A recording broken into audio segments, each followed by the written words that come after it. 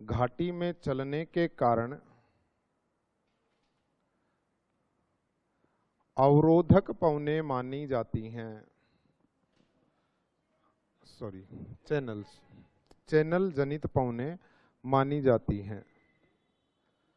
Channel जनित पवनें मानी जाती हैं।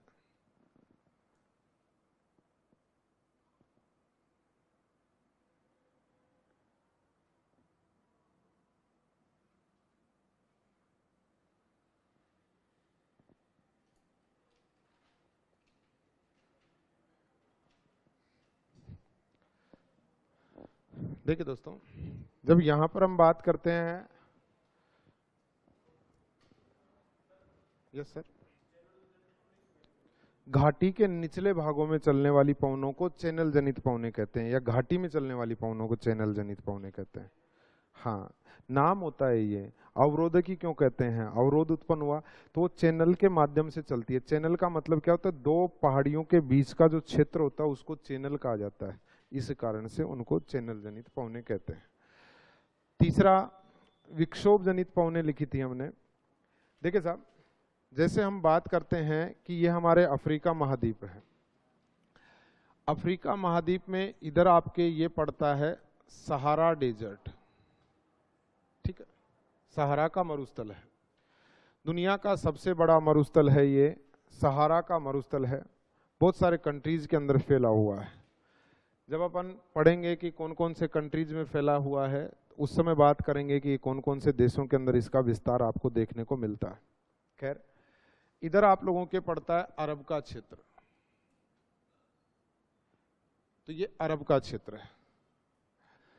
अब दोस्तों, इस सहारा क्षेत्र से और अरब क्षेत्र से, यहां से आप लोगों के एक गर्म पवन चलती है, और अरब के क्षेत्र से भी ये गर्म पवन चलती है। और जो ये गर्म पवन चलती है, इसका नाम है सिरोको। कौन सी है ये? सिरोको, ठीक है।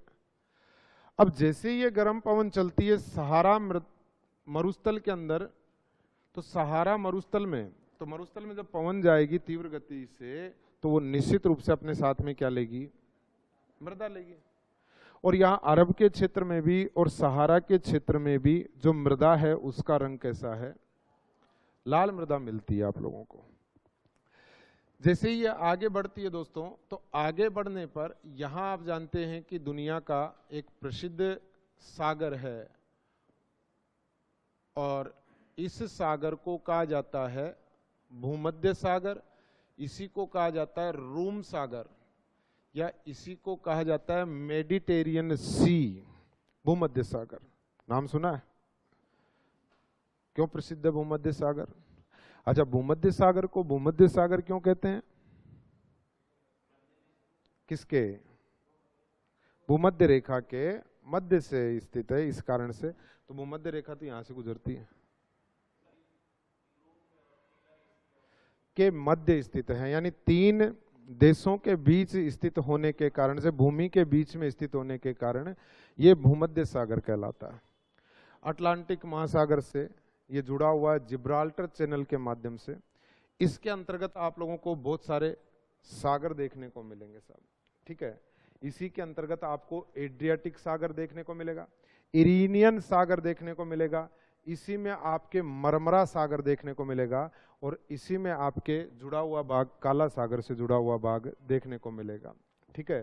तो ये बहुत सारे सागर जो इसके अंतर्गत आते हैं, ठीक है, उन सभी का अपन अध्ययन करेंगे। आपको पता है एक फिल्म आई थी पैरेट्स ऑफ कैरेबियन, ऐसे कुछ करके नाम, पायराइट्स है, पैरेट्स है, कैरेबियन जो भी है, ठीक है, वो कैरेबियन सागर के ऊपर आधारित थी। उसके एक पार्ट के अंदर एक समुद्र की देवी के बारे में वर्णन है उस फिल्म के अंदर, कैलिप्सो। क्या नाम था? तो कैलिप्सो नाम कहां से आया? तो इस भूमध्य सागर का सबसे गहरा स्थान है ना, उसका नाम भी कैलिप्सो है, ठीक है। तो वो नाम आते हैं कहीं से न कहीं से, उनका लॉजिक बिठाना पड़ता है आप लोगों को। तो अब सबको याद रहेगा कैलिप्सो क्या है, ठीक है। भूमध्य सागर का सबसे गहरा स्थान क्या है? कैलिप्सो, ठीक है। वैसे बताता डायरेक्ट कैलिप्सो, तो नाम सुना हुआ होता है तो याद हो जाता है। खैर, जो भी है विषय है, अपने तो इधर आओ सिरोको के ऊपर। तो देखिए जैसे ही ये पवन आगे बढ़ती है तो भूमध्य सागर के ऊपर से ये ग्रहण करती है, यहाँ पर बादल रहते हैं। गर्म पवन आ रही है तो निश्चित रूप से क्या ग्रहण करेगी, आर्द्रता ग्रहण कर लेगी, नमी ग्रहण कर लेगी सब। और जैसे ये नमी ग्रहण करती है तो अब ये रेत भी है इसमें, ठीक है, यानी कि लाल मृदा प्लस में इसमें जुड़ गई अब नमी, ह्यूमिडिटी की मात्रा यानी आर्द्रता जुड़ गई है। आर्द्रता जुड़ गई है तो जैसे ये यूरोपियन कंट्रीज के अंदर प्रवेश करेगी यहाँ, तो जैसे ये पवन आगे बढ़ेगी तो यूरोपियन कंट्रीज के अंदर जैसे ही प्रवेश करेगी दोस्तों, तो यहाँ पर ये क्या करवाएगी, स्थल के ऊपर पहुंचते ही नमी धारण की हुई पवनें निश्चित रूप से वर्षा करवाती है। कहीं पर भी देख लेना आप। तो जैसे ही ये वर्षा करवाएंगी तो यहाँ पर वर्षा का रंग कैसा होगा, लाल रंग होगा, ठीक है। तो लाल रंग की ये क्या करवाएंगी, यहाँ पर वर्षा करवाएंगे, और इस कारण से इसको कहा जाता है कि ये क्या करवाती हैं, रक्त वर्षा। तो रक्त वर्षा करवाने वाली दुनिया की स्थानीय पवन कौन सी है साहब, सिरोको है। अब जब ये सिरोको यहाँ पर मेंडिरा के अंदर होती है या मोरक्को के अंदर होती है, तो मोरक्को प्लस मेंडिरा के क्षेत्र के अंदर होती है, तो इस मोरक्को और मेंडिरा के क्षेत्र में इसी सिरोको पवन को कहा जाता है दोस्तों, और यहां पर इसे कहा जाता है लेस्ट। क्या कहा जाता है इसको, लेस्ट के नाम से जाना जाता है। भूमध्य सागर के पार करके और यहां जब यही पवन स्पेन में पहुंच जाती है तो स्पेन में इसे कहा जाता है लेवेज। क्या कहते हैं इसी पवन को, पवन सिरोको ही है, अलग अलग स्थानों पर अलग अलग नामों से जाना जाता है।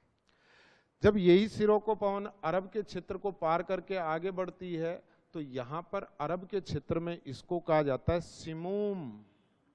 क्या कहा जाता है, सिमूम कहा जाता है। जब यही आपके पवन इस क्षेत्र के अंदर होती है, यानी कि ये क्षेत्र है आपके ट्यूनीशिया का क्षेत्र, और ट्यूनीशिया के इस क्षेत्र में इसको कहा जाता है क्या, चिली। क्या कहा जाता है इसको, इसी को आगे बढ़ने पर जब हम बात करते हैं सूडान, और सूडान के अंदर इसे क्या कहा जाता है, हबूब। एक तो होता है महबूब, ये है हबूब, ठीक है। तो इसी, हंसाओ मत रे लड़कों। तो सूडान में इसको क्या कहा जाता है, हबूब। जब ये आपके मिस्र में होती है तो मिस्र में इसको कहा जाता है खमसीन। क्या कहा जाता है, खमसीन कहा जाता है। और इसी को गिबली कहा जाता है, कहां पर, लीबिया में। कहां कहा जाता है, तो लीबिया में इसको गिबली के नाम से जाना जाता है। तो पवन तो एक ही है, और याद रखना इसी पवन को इटली के अंदर पहुंचने पर, और इटली के अंदर जब ये सारी पवनें जो भी हैं ये पहुंचती हैं, तब इनको यहां पर कहा जाता है सिरोको। क्या कहा जाता है, तो सबसे ज्यादा प्रभाव कहां पड़ता है इसका, इटली के क्षेत्र के अंदर पड़ता है। और ये लाल मृदा युक्त या लाल रंग की वर्षा इटली के अंदर करवाती हैं। और इससे याद रखना, इस समय यूरोप के अंदर कृषि की जाती है अंगूर प्लस यहाँ अंजीर, और अंगूर और अंजीर की कृषि जो होती है उसको ये जो पवन पहुंचती है ये कहीं ना कहीं नुकसान पहुंचा देती है। तो इस पवन के प्रभाव से फसल बिगड़ जाती है दोस्तों। तो दुनिया में पवन वही होती है, कभी वही पवन आपके फायदा पहुंचा देती है तो कहीं पर वो नुकसान पहुंचा देती है, ठीक है। ये सब भगवान की माया है। तो कोई भी बुरा नहीं होता और कोई भी अच्छा नहीं होता, सब कभी अच्छे होते हैं तो कभी वो बुरे भी होते हैं, ठीक है। वही चीज है। वापस से पूरी कहानी का रिवीजन कर रहा हूं, इसका देखेगा। सिरोको सहारा व अरब की लाल मृदा को लेकर भूमध्य सागर के पार इटली और स्पेन में रक्तनुमा या कीचड़नुमा लाल रंग की वर्षा करवाने वाली स्थानीय गर्म पवन सिरोको है। इस पवन को अलग अलग स्थानों पर अलग अलग नामों से जाना जाता है। इसको स्पेन में कहा जाता है लेवेज, इसको मोरक्को मेंडिरा में कहा जाता है लेस्ट, इसी को ट्यूनीशिया में चिली, इसी को सूडान के अंदर हबूब, मिस्र में खमसीन, गिबली, लीबिया में गिबली, इटली में सिरोको, और अरब के अंदर इसको सिमूम के नाम से जाना जाता है। चूंकि यहाँ भूमध्य सागर के ऊपर चक्रवात थे इन चक्रवातों को आगे बढ़ाती हैं। इस कारण से ये सभी की सभी पवनें विक्षोभ जनित पवनें मानी जाती हैं, क्योंकि चक्रवात को हमने क्या कहा था, विक्षोभ कहा था। तो ये विक्षोभ जनित पवनें मानी जाती हैं। तो लिख लीजिएगा भाई, जो भी नंबर है आपके।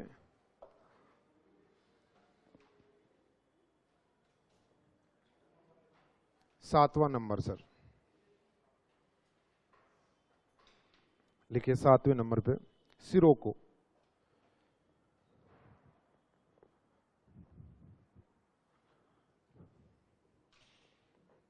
लिखिए इसमें सहारा मरुस्थल व अरब की, सहारा मरुस्थल व अरब की, सहारा मरुस्थल की, सहारा मरुस्थल व अरब की लाल मृदा को लेकर,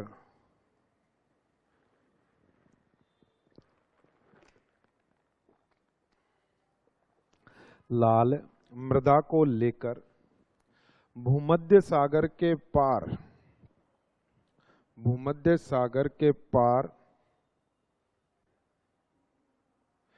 इटली व स्पेन में, इटली व स्पेन में लाल वर्षा, रेड रेन, लाल वर्षा ओब्लिक रक्तनुमा वर्षा, रक्तनुमा वर्षा ओब्लिक कीचड़ नुमा वर्षा, कीचड़ नुमा वर्षा, कीचड़ नुमा वर्षा करवाने वाली, कीचड़ नुमा वर्षा करवाने वाली स्थानीय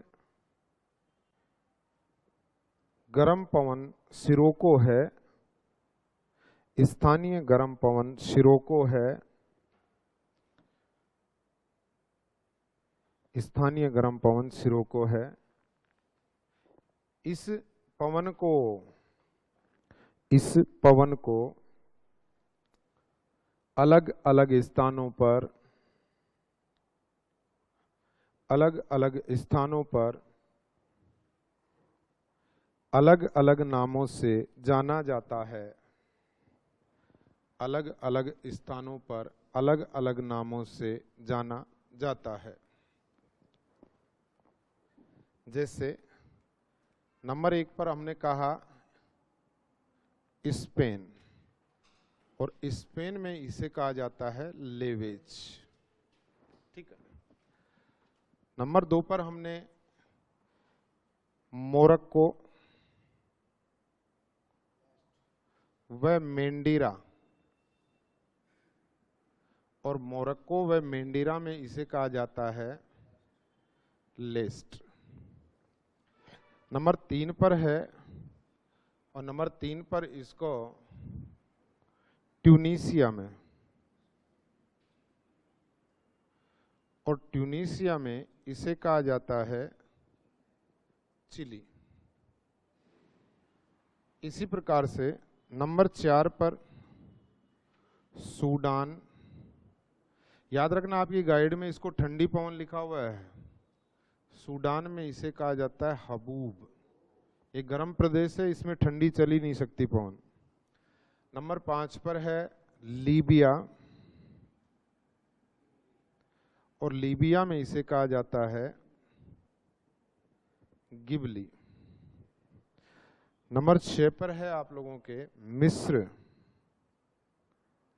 और मिस्र में इसको कहा जाता है खमसीन।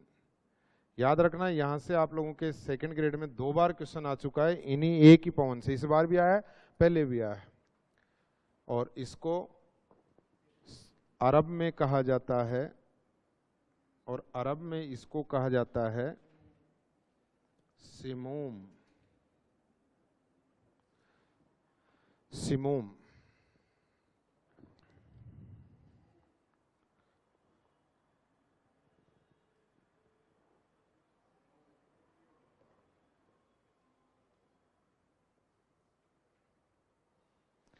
हो गया।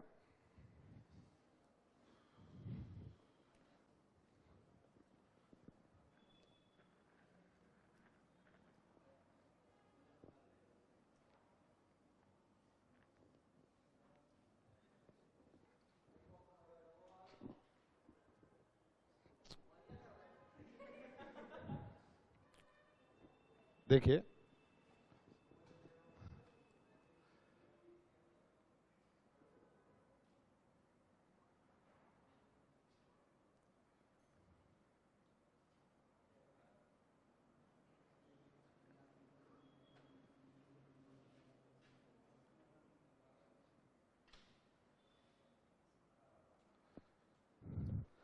जब हम अफ्रीका डेजर्ट के अंदर ही चलते हैं तो अफ्रीका के इस सहारा के और सहारा का ये जो क्षेत्र होता है ये है उत्तरी और ये है आप लोगों के पूर्वी भाग, और इधर वाला ये तट है ये है पश्चिमी भाग। तो उत्तरी और पूर्वी तटों से प्रारंभ होकर और पश्चिमी तटों की ओर और पश्चिमी तटों पर यहाँ पर ये जो जगह है इस जगह को कहा जाता है गिनी तट। क्या कहा जाता है इसको? गिनी तट। अफ्रीकन कंट्री भी है गिनी, और यहाँ पर गिनी एक प्रतिधारा भी चलती है और यहाँ पर आपके गर्मी बहुत ज्यादा होती है। चूंकि ये ट्रॉपिकल एरिया के अंदर आता है यानी भूमध्य रेखीय क्षेत्र के अंतर्गत आता है, और भूमध्य रेखीय क्षेत्र के अंदर दोस्तों याद रखना कि ये भूमध्य रेखीय क्षेत्र क्या है? गर्म क्षेत्र है। गर्म होने के साथ साथ इसमें वर्षा भी सबसे ज्यादा होती है। तो गर्म और कैसा क्षेत्र है ये? आर्द्रता। और किसी क्षेत्र के अंदर अगर गर्मी भी हो और वहां पर हल्की सी वर्षा हो जाए, आप देखो जब हमारे अचानक से गर्मियों के अंदर 4 बूंदें गिर जाती हैं या थोड़ी सी वर्षा हो जाती है शाम सुबह के समय पर, तो आप नहीं कहते कि भभक निकल रही है। वो भभक क्या है? उमस। वो होती है, वो कितनी खतरनाक होती है उमस कि उसमें हमारे पसीने भी चलते रहते हैं। हवा चलेगी तो ठंडी लगेगी हवा, मतलब समझ में नहीं आ रहा कि हो क्या रहा है हमारे साथ में। गर्मी भी लगेगी, पसीने भी आ रहे हैं, चाहे कहीं पर भी बैठ जाएं अपन, ठीक है। और खास कर से वो समय होता है, शादियों का समय होता है, शादियों का सीजन होता है, और किसी की शादी में गए होते तो वैसे वो टेंट वगैरह लगा हुआ होता है, उसके नीचे वैसे पसीने आते हैं। तो आप बताओ इस क्षेत्र के अंदर गर्मी भी है और आर्द्रता भी है, वही अगर पूरे 24 घंटे समय बना रहे तो क्या स्थिति होगी? बहुत बुरा हाल हो जाएगा। तो यहाँ पर गर्म और आर्द्रता के कारण से और यहाँ पर जो मौसम होता है वो चिपचिपा हो जाता है, ठीक है। असहज मौसम हो जाता है, यानी हमारे सहन करने की क्षमता इसमें क्या हो जाती है? समाप्त हो जाती है। चिपचिपा मौसम होगा तो यहाँ पर मक्खियां मच्छर दुनिया भर के विकसित हो जाएंगे दोस्तों। लेकिन अब क्या होता है कि गिनी तट के ऊपर असहज मौसम चल रहा है, बहुत खतरनाक मौसम चल रहा है यहाँ गिनी का। लेकिन गिनी वालों को देखो, भगवान ने अगर किसी चीज को बनाया है तो सोच समझ के बनाया है, ठीक है। अगर मुश्किल दी है तो उसका निश्चित रूप से रास्ता भी दिया हुआ होता है। अब वो ढूंढना तो हमको ही पड़ता है। चाहे कहीं पर भी देख लो, गर्मी होती है तो यहाँ पर सर्दी भी होती है। दुनिया में कहीं पर भी चले जाना आप लोग कि कितनी विकट परिस्थितियां हो तो वहां पर कुछ अच्छा भी देखने को मिलेगा आप लोगों को। और वही होता है कि गिनी के तट के ऊपर यहाँ पर एक पवन आती है और इस पवन को कहा जाता है हरमट्टान, ठीक है। तो हरमट्टान पवन आ रही है तो ये और ज्यादा गर्म पवन आ रही है, भीषण गर्म पवन होती है, लू से भी ज्यादा गर्म होती है। तो आप समझ ही सकते हैं कि कितनी गर्म होती होगी। जैसे ये गर्म पवन आती है तो आप बताओ ये गर्म पवन इस गर्मी पर तो कोई प्रभाव नहीं डाल सकती, लेकिन ये इस आर्द्रता को क्या करेगी? समाप्त करेगी। साहब किसको समाप्त करेगी? और जब आर्द्रता को समाप्त करेगी, अब केवल क्या रह गया यहाँ पर? गर्मी रह गया। तो गर्मी तो आराम से आदमी सहन कर सकता है। तो यहाँ पर इस आर्द्रता के कारण से जन्म लिया था चिपचिपा जो मौसम, असहज मौसम, वो भी क्या हो जाएगा? समाप्त हो जाएगा। तो इन लोगों को जो बार बार बीमारियां हो रही थी, बार बार डॉक्टर के पास जाना पड़ रहा था, और इस पवन के आते ही इनका डॉक्टर के पास जाना क्या हो जाता है? बंद हो जाता है। यानी ये तो खुद ही अपने आप में एक क्या है? डॉक्टर है। और इसी कारण से इस पवन को कहा जाता है डॉक्टर पवन कहा जाता है। क्या कहा जाता है इसको? डॉक्टर पवन कहा जाता है। तो दुनिया की वह स्थानीय पवन जिसको डॉक्टर पवन के नाम से भी जाना जाता है, उसे का नाम क्या है? हरमट्टान पवन है। तो लिखिएगा अगली पवन हरमट्टान।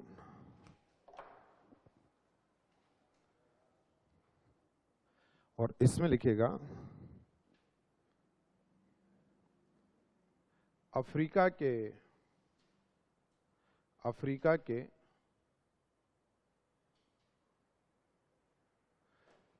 उत्तरी पूर्वी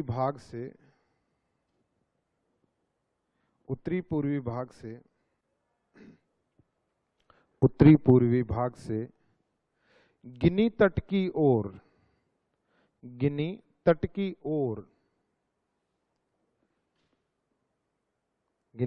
ओर चलने वाली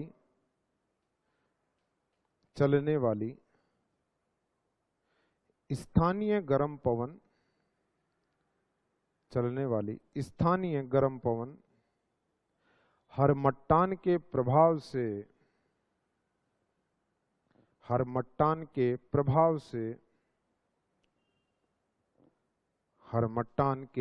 से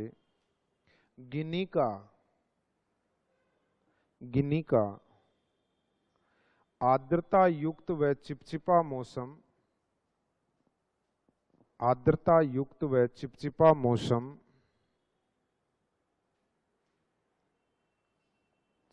मौसम सुहावना हो जाता है, अच्छा हो जाता है। मतलब इनका सुहावना ही होता है सर, सुहावना नहीं होता है सर। क्या होता है सुहावना फिर?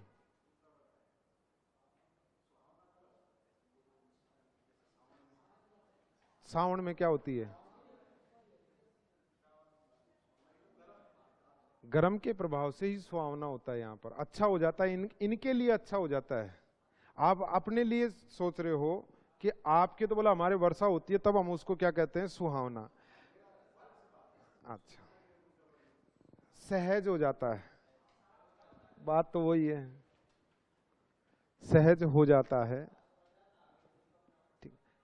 इस कारण इस पवन को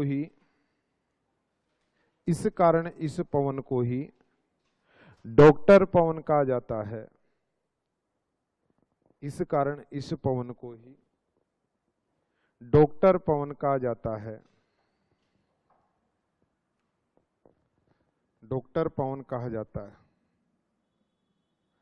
एक है सामल पवन, और यह आपके मेसोपोटामिया में चलती है।